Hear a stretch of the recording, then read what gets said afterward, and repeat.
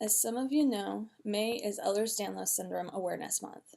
This is our one time a year when those of us with EDS have a chance to really come together to let people know that EDS exists, what EDS is, and to encourage scientists and physicians to dedicate more time and funding to EDS research.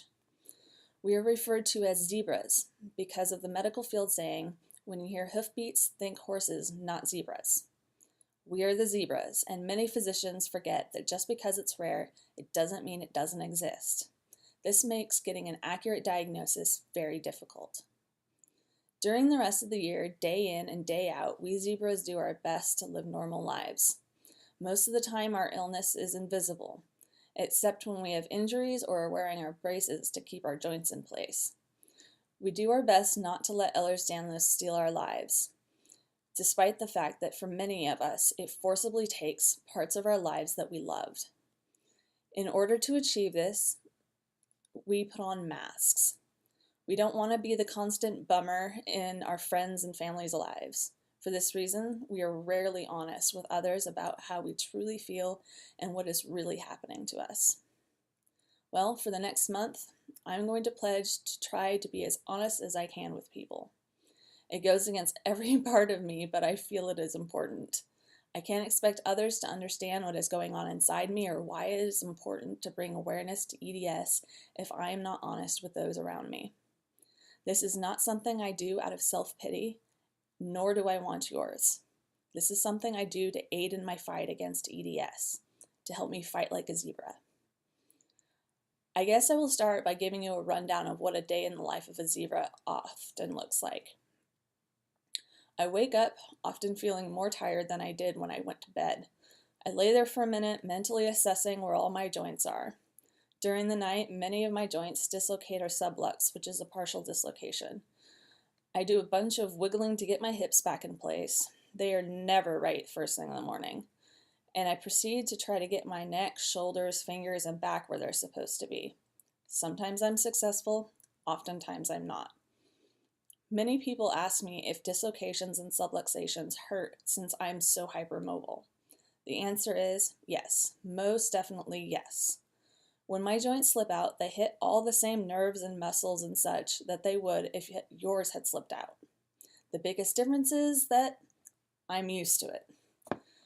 I'm finally ready to get out of bed, and to do so, I must get out of bed slowly while paying close attention to what my body is telling me.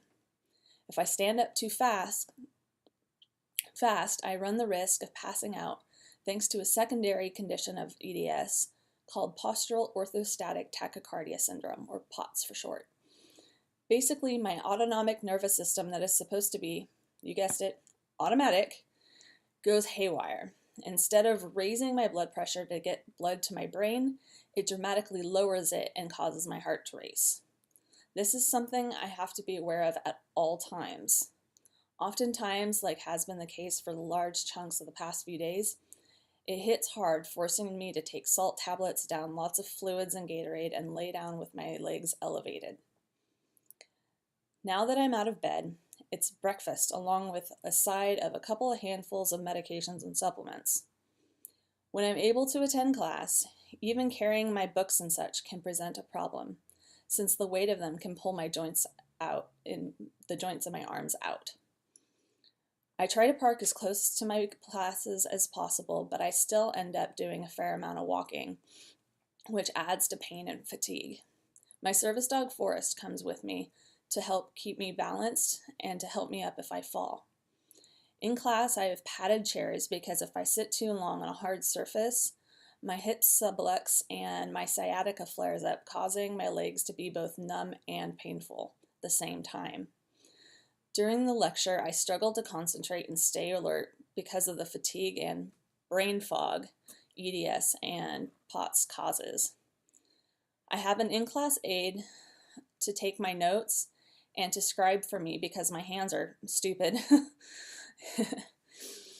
They get very painful very quickly, and EDS has caused me to develop carpal tunnel. If I'm lucky, I get to go home after that class, but I usually have more than one class a day. When I do, I go back to my car, eat lunch, This is assuming that the POTS hasn't caused a nausea flare-up. Take my midday meds and do my best to grab a nap to help me get through the rest of the day. Then I repeat the steps above, just in a different class. After class, I either go home or I rush off to some kind of doctor's appointment or physical therapy session. I spend a lot of time in doctor's offices. Throughout the day, I'm constantly putting joints back in place. It may not look like it, but I am. When I get home, I'm exhausted. I change into my PJs and crawl into bed for a nap. When I wake up from the nap, I have to repeat the same steps I did earlier that day when I got out of bed first thing in the morning. Now it's time for dinner, homework, and housework. My energy reserves have been depleted, but not eating is not an option. I do my best to put together something quick and easy that doesn't create a big mess, but I still have to do the dishes. I sit down to do homework, but by this time brain fog and fatigue have settled in, and I find just sitting at my computer typing very painful. At last, it is time to have a nighttime snack of a couple more handfuls of medications and supplements and crawl into bed.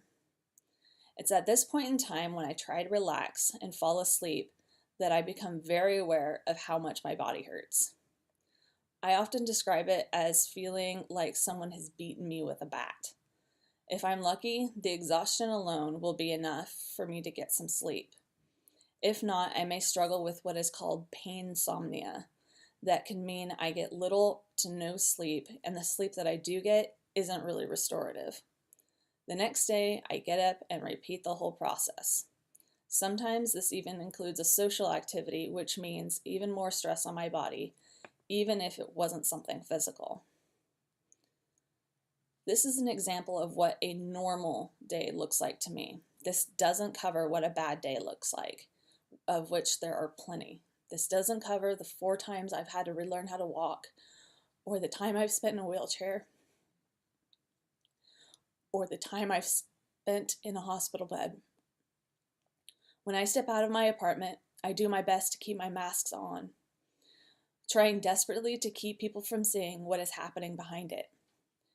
But here I am, trying to take off that mask, even if only for a moment, in an effort to be honest with others. This is why we need the world to be more aware of Ehlers Danlos Syndrome and the devastating effects it can have on our lives. Thank you for taking the time to listen, and please help me spread the word that EDS is real and needs notice to be taken.